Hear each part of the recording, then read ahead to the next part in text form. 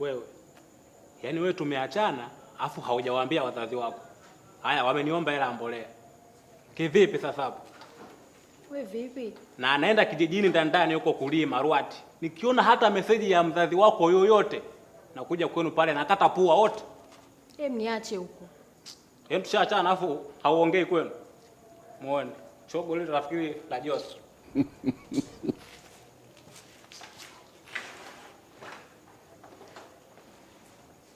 Dada, nomba namba yako ya simu.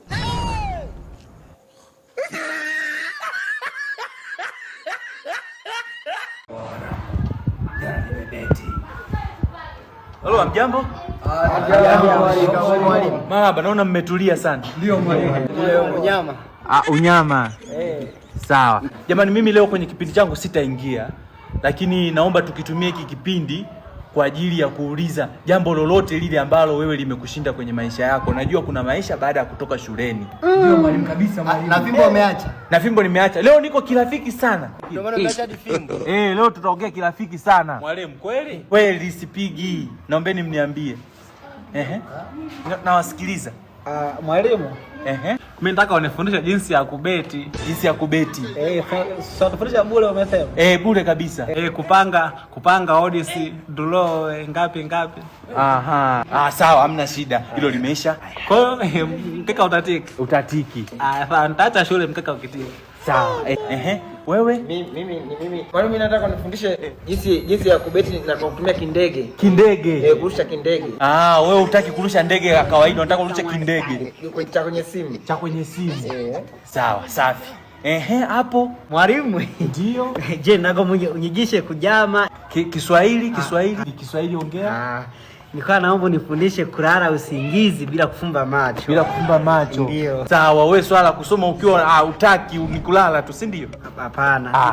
Hapo mimi mwalimu naomba unielekeze jinsi ya kupata limshangazi lenye shepu kama bonge la dada wa Viola yule. Unamtaka wewe mshangazi? Lenye mshepu na panda hivi. Sawa, itapanda. Safi. Hapo na wewe? Ndio. Mwalimu, mimi na kipaji cha kudansi. Cha kudansi. Cha kucheza kama dongolema wa magari. Hilo limeisha. Sawa, nitakutrendisha. Lipo kwenye uwezo wangu, sawa? Alafu mwalimu. Ndio. Mimi nataka unifundishe namna ya kuangalia TV hata kama umeme ukiwa umekatika mwalimu. Pasipokuwa na umeme. Msicheke, sawa? Haya ndio maisha baada ya shule, sawa? Msicheke. Haya, haina shida. Hicho atakufundisha ile pia amesema. Hicho atakufundisha. Mwalimu mtaalamu nao. Utaangalia kati huko umeme haupo, sawa? Sawa. Hayo yote nimeelewa na nimewasikiliza vizuri. Sasa kama mnavyojua, masomo hapa tuna masomo 11, si ndio? Ndio. Na masomo yote yafundishwa na mwalimu mmoja. Haya, sawa. Kila mtu alichokitaja hapa ataenda kusaidiwa na mwalimu pale ofisini. Kwa hiyo utamuelekeza vile ambavyo unataka. Tena. Ndio. Sasa mwalimu amfanye kivipi sasa hapo mwalimu? Nyamaza nikiongea. Mwalimu. Hapa afanye kivipi? Kivipi? Unaniambia kivipi? Kivipi sasa? Unaniambia unaniongelea kwa kisembe? Unaniongea kwa kisembe? Nyamaza nikiongea. Lakini ukusema hivyo mwalimu. Sikusema hivyo. Basi ungenyoka mwanzo. Ningenyoka. Kwa hiyo hapa nilikuwa nimepinda. Hapana, leo ungenyosha maelezo. Nimenyosha maelezo sasa. Haya, wewe unataka mshangazi yuko kule. Wewe unataka kucheza kama dogolema, walimu wa ofisi ni wako wa kutosha. Utacheza pale wewe vyovyote unavyotaka. Unataka kurusha kindege badala ya ndege, si ndio? Haya, utaenda kurusha pale kwa walimu. Unataka nini?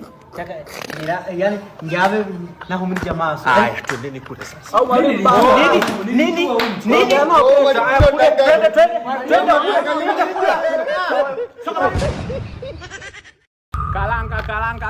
Kalanga. Mbichi za kukaanga. Nisiwafiche. Hizi mbichi mimi zangu hazisaidii chochote kitandani. We kaka, umtaharuhusu kufanya biashara yoyote ile. Na hataki makelo kwa mbele kuna wanajeshi. Cha kukushauri ulipotoka. Kalanga mtani kwako. Kalanga. Najua wewe ni mpambanaji.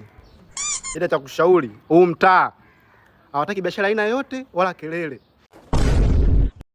Kwa nini ungetulia tu? Unesiwa mpozi. Yaani mimi nishilo kufanya biashara kisa nini? Umta, nimeshaota mpaka Ikulu Kalanga.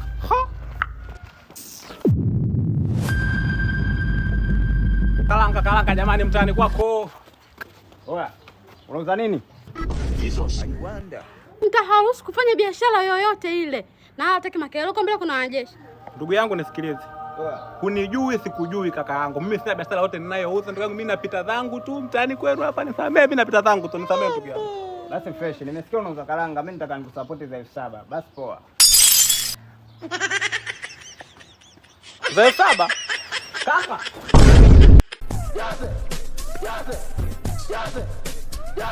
Si mpenzi wangu yule. Na anafahamu kwamba mimi sina hela. Ngoja leo nimuonyeshe upande wangu wa pili. Yupo na marafiki zake. Ajue mimi ni nani.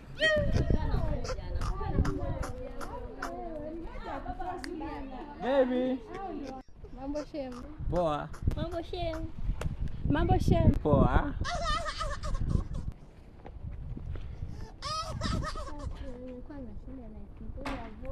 $2,000 tu ya vocha.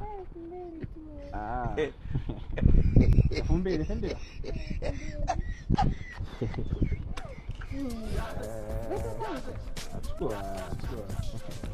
Vipi lakini? Aya. Papa. Baadaye.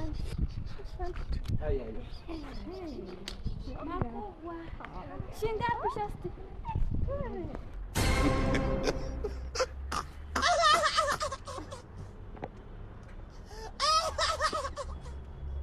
Halo? Kwenye hiyo 70,000 niliyokupa hapo, kata 2,000 yako ya vocha tu. Sasa uikute nyumbani kivipi? Kivipi? Nini nilikwambia nikuta nyumbani? Mwapa nena sisi tunatafutia wapi hela sisi?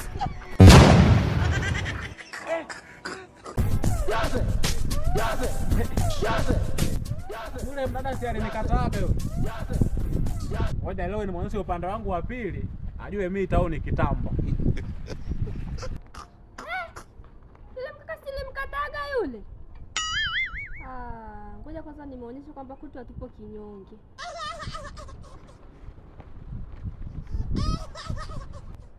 Mambo? Vipi? Safi. Mimi hapa ndo nyumbani kwetu.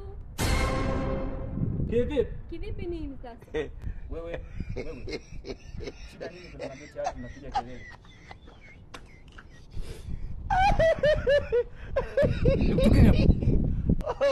Hebu toka hapo.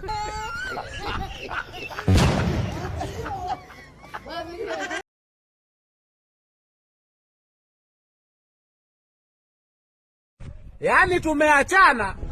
Alafu haujawaambia wazazi wako. Haya, wameniomba hela ya mbolea sasa. Kivipi sasa? Kivipi?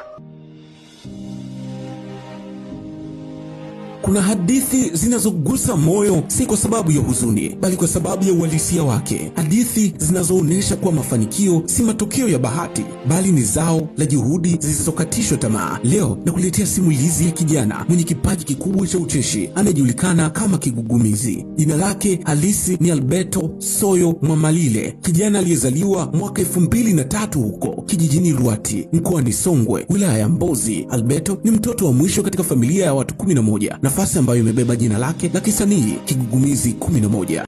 Yaani bosi, umeniambia nikuwaishe kazini na boda una haraka. Tumegonga mtu njiani, trafiki wanafika, eti wewe unainuka unapanda boda nyingine. Kivipi sasa? Kivipi? Jina hilo sio la kejeli, ni alama ya safari yake ya kipekee, maisha yaliyojaa misukosuko lakini yasiyokata tamaa. Safari ya elimu ya Alberto haikuwa ya kawaida. Alianza masomo yake katika shule ya msingi Ruati, lakini alipofika darasa la 3 alikumbana na tukio ambalo lilimbadilisha mwelekeo. Katika hali ya kujitetea kutoka kwa matusi na kebehi alizopokea, alijikuta akimpiga mwanafunzi mwenzake ambaye alikuwa mtoto wa mwalimu, jambo lililosababisha ahamishwe shule nyingine. Hapo ndipo akaendelea na masomo yake katika shule ya msingi Tunduma Migombani, akahitimisha darasa la 7 na baadaye kujiunga na sekondari. Lakini kama ilivyo kawaida kwa wengi wanaotoka kijijini, changamoto za maisha zinamfanya arudi nyumbani. Mara baada ya kuhitimu, akiwa kijijini, Alberto alianza kupiga bodaboda na kujihusisha na kilimo, kazi ambazo hazikumpendeza moyoni mwake, lakini zilikuwa muhimu kwa kujikimu. Licha ya changamoto, ndani ya Alberto kulikuwa na ndoto kubwa ya kuchekesha dunia, kuwa mchekeshaji maarufu na kutumia sauti yake ya kipekee pamoja na mtindo wake wa ucheshi wa asili kuleta furaha kwa wengine. Alitumia pesa alizozipata baada ya kuvuna mahindi kuhamia Mbeya kwa matumizi ya kuanza maisha mapya ya uigizaji na ucheshi. Alipanga chumba, akanunua kila alichokihitaji na kila alichokimudu, na akaanza kurekodi video za vichekesho hata bila ya kazi rasmi. Ndipo alipokutana na mtu aliyekuwa kama mwanga kwenye giza lake, Ami TZ.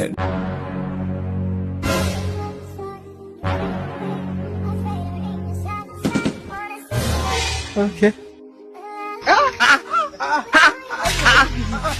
The blood of Jesus.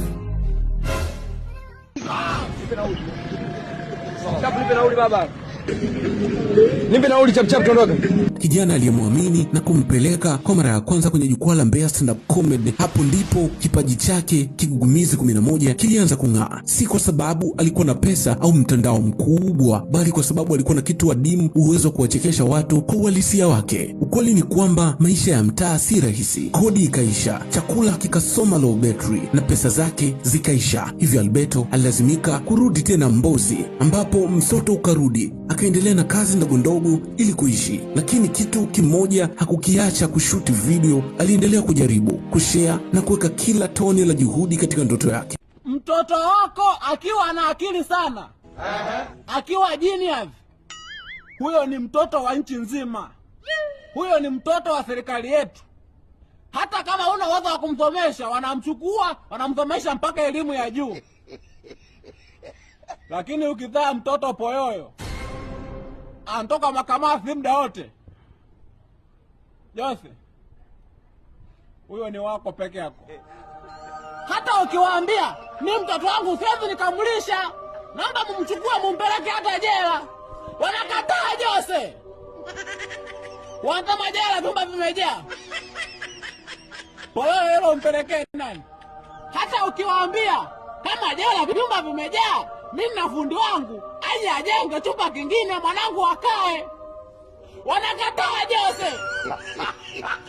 Jose! Jose!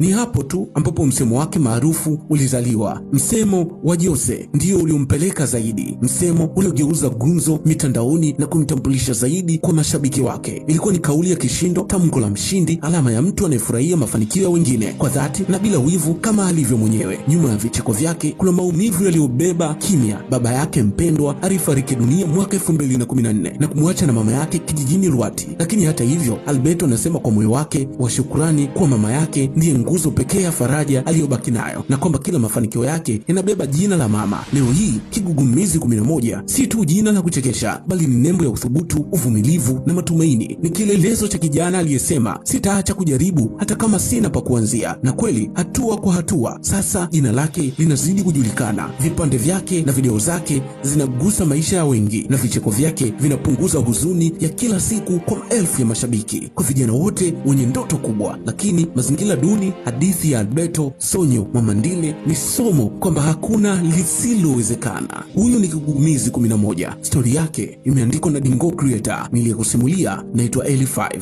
Kwa heri.